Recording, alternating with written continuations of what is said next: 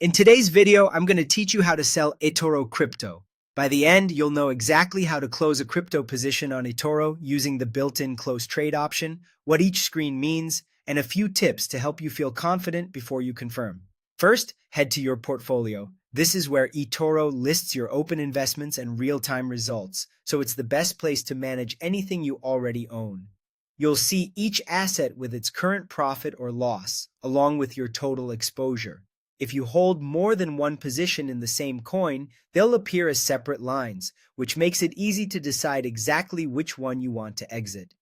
Next, select the crypto you want to sell, such as BTC, ETH8, or XRP. Clicking into it opens the specific position details, including your entry price, current market price, and how much you've invested. Taking a quick moment here to review your numbers can help you confirm you're closing the correct position, especially if you opened multiple trades over time.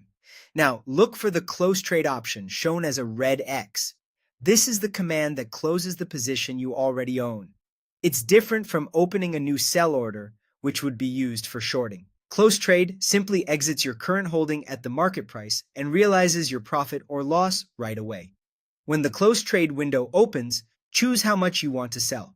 You can close the full position if you're ready to exit entirely or close a partial amount to take some profit or reduce exposure while keeping the rest invested. Enter the amount carefully and confirm the currency or units being shown. eToro will display an estimated value so you can see what you're about to realize, but remember that crypto prices move quickly and the final execution may vary slightly due to market conditions and the spread. Finally, click Close Trade and confirm. Before you hit confirm, double-check the amount, the coin, and the estimated value. Once confirmed, eToro submits the order at the current market price and your position is closed.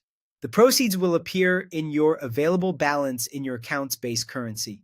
If you want to verify the result, you can view your updated portfolio and your history for a time-stamped record of the closure.